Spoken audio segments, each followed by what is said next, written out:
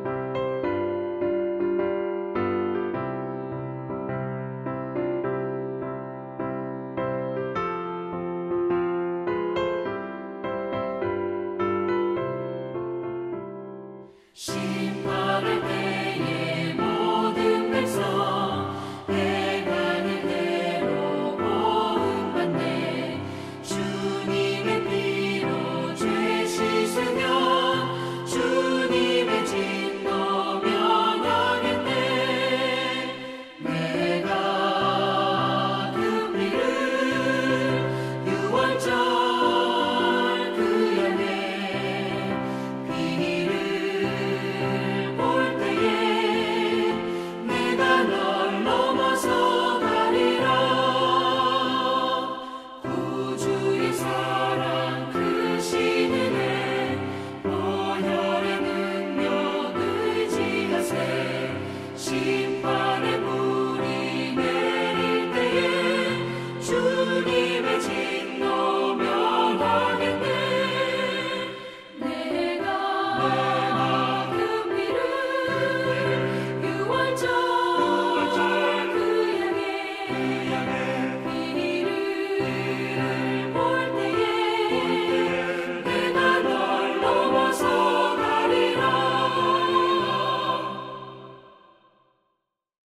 오늘 하나님께서 주시는 말씀은 요한계시록 14장 14절부터 20절인데요.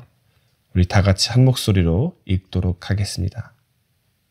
또 내가 보니 흰 구름이 있고 구름 위에 인자와 같은 이가 앉으셨는데 그 머리에는 금 면류관이 있고 그 손에는 예리한 낫을 가졌더라. 또 다른 천사가 성전으로부터 나와 구름 위에 앉은 이를 향하여 큰 음성으로 외쳐 이르되 당신의 낫을 휘둘러 거두소서. 땅의 곡식이 다 익어 거둘 때가 이르렀음이니이다 하니 구름 위에 앉으신 이가 낫을 땅에 휘두르매 땅의 곡식이 거두어지니라. 또 다른 천사가 하늘에 있는 성전에서 나오는데 역시 예리한 낫을 가졌더라. 또 불을 다스리는 다른 천사가 제단으로부터 나와 예리한 낫을 가진 자를 향하여 큰 음성으로 불러 이르되 내 예리한 낫을 휘둘러 땅의 포도송이를 거두라. 그 포도가 익었느니라 하더라. 천사가 낫을 땅에 휘둘러 땅의 포도를 거두어 하나님의 진노의 큰 포도주 틀에 던짐에 성 밖에서 그 틀이 밟히니 틀에서 피가 나서 말 굴레까지 닿았고 1600 스타디온에 퍼졌더라. 아멘. 오늘 본문에서 요한은 두 가지 추수를 묘사합니다. 첫 번째 추수는 황금 면류관을 쓰고 날카로운 낫을 든 인자 같은 이가 수행합니다. 그는 곡식이 완전히 익었을 때 땅을 추수합니다. 두 번째 수확은 천사가 낫을 사용하여 땅의 포도밭에서 포도송이를 모으는데요. 이 포도는 하나님의 진노의 큰 포도주 틀에 던져지고 그 포도들은 짓밟혀 피가 흘러나오게 됩니다. 자, 이 생생한 이미지는 의인은 모이고 악인은 합당한 형벌을 받는 하나님의 최후 심판을 상징하는 것입니다. 많은 사람들이 이 이미지가 무엇을 상징하는지 아마 잘 알고 계실 거라 생각합니다. 첫 번째 추수는 다름 아닌 예수님께서 자신이 심은 것을 거두시는 것입니다. 예수님은 속죄의 사역을 통해 예수님을 따르는 자들을 모으고 계십니다. 그러나 이 환상에서 그리스도의 이미지를 한번 조금 저와 같이 상상해 보시죠. 예수님은 황금 왕관을 쓰고 보좌에 앉아 날카로운 낫을 들고 계십니다. 이것은 권세와 권위를 가진 분의 이미지인데요. 예수님은 처음 이 세상에 오셨을 때 종의 모습으로 오셨고요. 말 구유에서 태어나 희생 제물이 되기 위해 살으셨습니다. 그러나 그분이 다시 오실 때는 왕으로서 그리고 심판자로서 오실 것입니다. 우리는 이 사실을 결코 잊어서 안 되고요. 고이 매일매일 우리가 기억해야 하는 정말로 중요한 부분 중 하나입니다. 우리는 사도신경을 암송할 때에도 그리스도께서 승천하신 날부터 아버지 우편에 앉아 계심을 매 주일마다 선포하는데요. 그리스도의 주되심을 진정으로 저희가 이해하고 매일매일 우리가 선포하며 이해할 때에 우리의 행동이 달라질 뿐만 아니라 그리스도께서 우리를 부르시며 구원의 약속과 천국 가는 길을 성취하실 날을 또한 고대하게 될 것입니다. 자, 반면에 포도를 수확하는 장면은 조금 다소 충격적인 이미지이기도 합니다. 수확한 포도를 짓밟는 데 사용되는 넓은 지게는 하나님의 진노의 포도주 틀로 표시되고 있고요. 포도주 틀에서 피가 흐르고 있습니다. 그것도 굉장히 많이요. 이 이미지는 죄의 결과와 그리스도를 주님과 구세주로 받아들이지 않은 사람들의 처참한 결말을 보여주고 있습니다. 자, 오늘 본문에서 우리가 한 가지 조금 주의 깊게 관찰해야 할 것은요. 바로 이 심판의 시작을 한 것이 바로 천사들이라는 점입니다. 예수님께서 수확하시고 예수님을 따르는 자들을 수확하시긴 하시지만 예수님은 천사가 때가 이르렀다고 선언했을 때 추수를 시작하셨습니다. 그리고 또 다른 천사가 와서 심판의 때를 선포하고 그러고 나서야 다른 천사가 추수를 집행했죠. 그 포도들을요. 천사는 헬라어로 메신저를 뜻합니다. 네, 누군가의 메시지를 전하는 자, 그렇다면은 누구의 메시지를 이 천사들이 전할까요? 바로 하나님의 메시지고 하나님의 뜻을 전하는 자들이라는 것입니다. 그렇기에 예수님께서 수확을 하시고 또 다른 천사가 포도를 수확할 때 그 누가 그 시간을 선포하는 것입니까? 바로 하나님의 뜻에 의해서 하나님께서 정하신 그 시간에 바로 추수의 뜻을 전하고 시작을 한 것입니다. 하나님은 현재 우리에게 자유의 의지를 주셨지만 우리의 믿음이나 죄인의 행위를 결코 간과하지 않으십니다. 그분은 모든 것을 기록해 두셨다가 때가 되면 그분의 뜻에 따라 하나님의 뜻에 따라 세상을 심판하실 것입니다. 자, 어제의 말씀과 마찬가지로 오늘 본문에서 우리는 하나님께서 약속을 이루시고 자기의 백성을 모으실 거라는 격려와 위로의 말씀을 해주시고 계시고요. 또한 이러한 메시지를 통해서 하나님은 악을 심판하시고 정의를 실현시킬 것이라는 것을 저희에게 똑똑하게 가르쳐 주시고 계십니다. 이 미래의 소망은 우리가 믿음을 지키기 위해 가혹한 현실을 견뎌내기 위해 반드시 기대하고 또 기억해야 할 것입니다. 이 메시지에서 우리가 취해야 할 또 다른 한 가지의 말씀은요. 우리가 어떤 시대에 살고 있는지를 이해하는 것입니다. 심판의 때가 올 것이며 점점 더 가까워지고 있습니다. 반면 지금은 바로 지금 저희가 살아가고 있는 지금 이 시대는요. 우리가 예수님을 선택하고 인내해야 할 때입니다. 그와 더불어 죄인들이 예수님을 알고 하나님께로 돌아갈 수 있는 그러한 때이기도 합니다. 그렇기에 우리는 우리 자신뿐만 아니라 하나님을 믿지 못하고 예수님을 믿지 못하는 불신자들에게도 우리의 관심과 마음을 전하고 복음을 전해야 할 때이기도 합니다. 이 때가 늦는다면 예수님을 믿지 못하는 분들은요, 그분들에게 기다리는 것은 오늘 본문에서 본 것만과 같은 끔찍한 결말일 것입니다. 우리가 전도를 할 때 이러한 것들을 계속 또한 생각해야 하는데요. 그 이유는 바로 우리에게 경각심과 전도의 중요성을 일깨워주기 때문입니다. 한번 생각해 보시죠. 우리가 뉴스로 보통 누군가가 죽었다라고 이런 것을 얼핏 듣는다면은 마음을 불편하겠지만 내일 모레가 지난다면은 우리는 그런 슬픈 뉴스를 금방 잊어버리게 될 것입니다. 그거에 대해서 우리가 무언가를 하지 않기도 하겠죠. 그렇지만 우리 교회 뒤에서 주일날 저희가 예배를 보고 나오는 길에 어떠한 한 사람이 절벽에서 떨어지기 직전이라면은 우리 모두 엄청나게 경각심을 갖고 그 사람이 죽지 않도록 떨어지지 않도록 구하기 위해 할 수 있는 모든 일을 다 함께 하지 않을까요? 이와 같이 죄인들이 심판받을 때가 곧 다가온다. 이러한 끔찍한 결과가 있다. 그런 결과에 직면할 것이다라는 것을 우리가 더욱더 이해하게 된다면요. 우리가 사람들에게 구원을 받을 수 있도록 복음이 전해질 수 있도록 조금 더 경각심을 가지고 긴급함을 가지고 임하게 되지 않을까요? 예, 믿지 않는 사람들에게 예수님에 대해 이야기하는 것이 정말로 지극히 어렵기도 합니다. 한 영혼을 구하는데 정말로 어려움이 있는 것이 사실입니다. 그러나 종말에 대해 더 많이 깨달을수록 우리에겐 어떠한 적절한 대응이 생길까요? 사랑하는 중앙교회 가족 여러분, 이런 것들을 우리 다시 한번 또한 생각했으면 합니다. 오늘 우리는 내년에 더 많은 사람들에게 다가가 복음을 전하려고 전도를 하려고 노력을 하겠지만 우리 중 일부는 이것이 정말로 어려울 수 있습니다.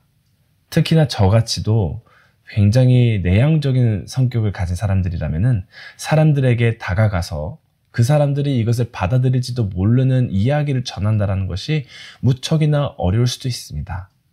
또한 통계적으로 어떠한 사람이 예수를 믿지 않는 사람이 예수님을 믿기 전에 통계적으로 보통 7번 정도 복음을 듣고 난 다음에 예수님을 믿게 된다라는 것이 그런 것이 있다고 또 합니다.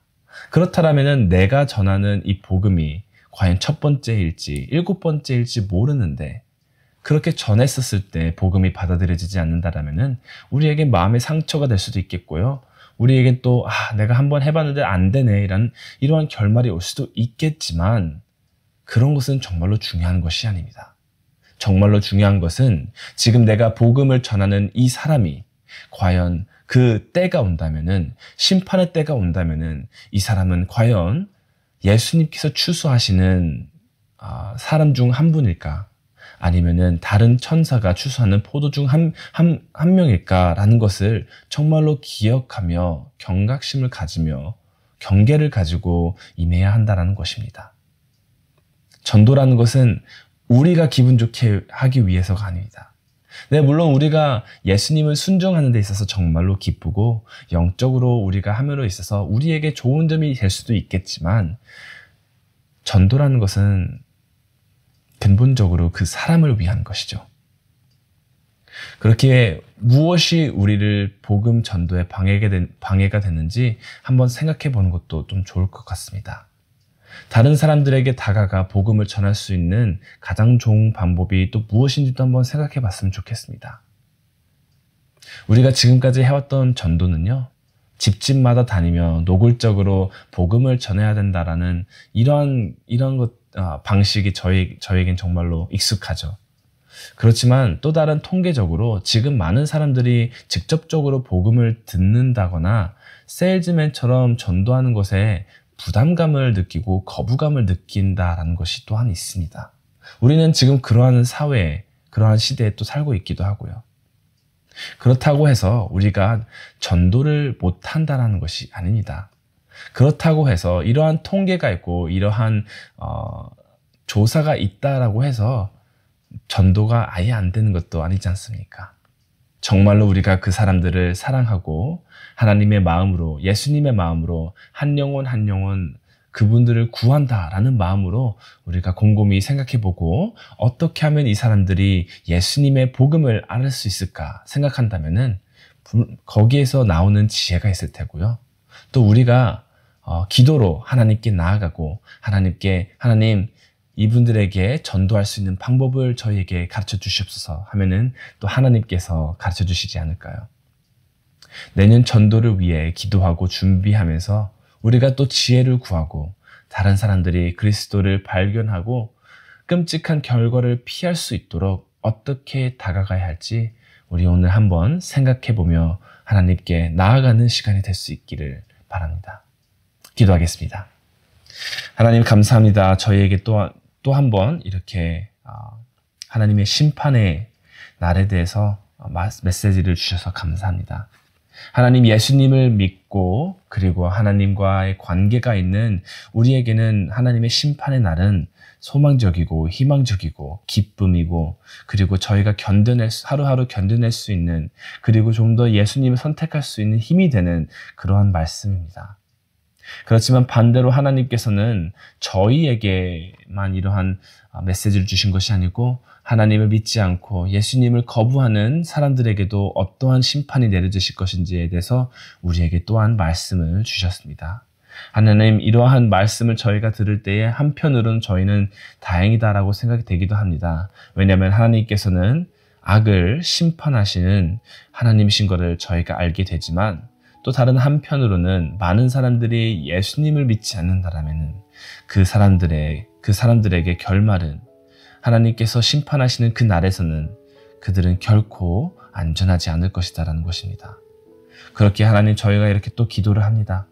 저희는 하나님의 마음을 갖길 원하고 예수님의 마음으로 사람들에게 다가가길 원합니다. 하나님 저희가 앞으로 조금 더 전도에 힘을 쓸 예정입니다. 전도라는 것이 정말로 쉽지도 않고 예전과 달리 예전 같은 방법으로 전도를 한다면 정말로 전도가 안 될 가능성도 크겠죠. 그렇지만 하나님 전도라는 것은 저희가 기분 좋게 위해서 하는 것이 아니고 하나님을 위해서 하나님의 사람들을 위해서 하는 것이 전도라는 것을 다시 한번 기억합니다. 그렇게 하나님께서 함께하여 주시옵소서. 저희에게 전도를 왜 해야 되는지에 대한 오늘 말씀과 같은 것 메시지로 저에게 다시 한번 일깨워 주십시고 전도에 대한 큰 꿈과 경각심을 일깨워 주십시고 또 하나님 전도를 할 수 있는 정말로 좋은 방법들, 그런 마음들, 지식들 또한, 지혜들 또한 저에게 다 나눠주셔서 하나님의 사람들이 점점 더 일어나고 하나님의 왕국이, 하나님의 나라가 이곳에 임할 수 있도록 또한 인도하여 주시옵소서. 감사드리며 이 모든 말씀 예수님의 이름으로 기도드렸습니다. 아멘.